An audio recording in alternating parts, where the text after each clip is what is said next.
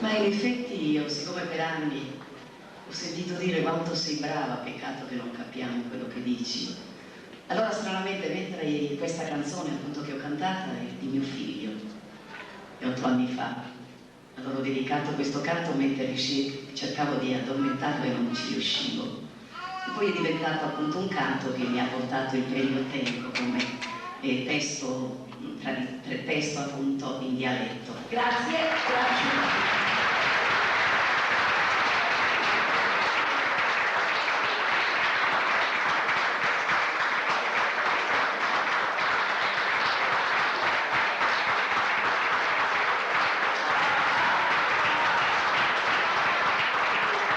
Il patrocinio concesso quest'anno dal Presidente della Repubblica la dice veramente lunga sulla validità e sull'importanza del premio Ozieri di letteratura sarda. E lo straordinario successo ottenuto dall'edizione 88 della manifestazione, 31esima della serie, di cui scorrono le immagini relative alla cerimonia conclusiva, svoltasi nell'antico Teatro de Sena del capoluogo del Monte Acuto, non fa che confermare quanto già noto ed acquisito. Con rinnovata convinzione e con la rafforzata speranza in un futuro fatto di successi e soddisfazioni ancora maggiori.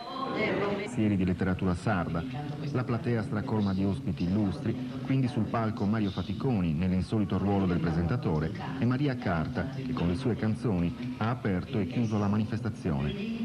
Il concorso letterario infine avrà un suo centro di documentazione che sarà ospitato in un edificio di epoca spagnola situato vicino al Centro Culturale San Francesco.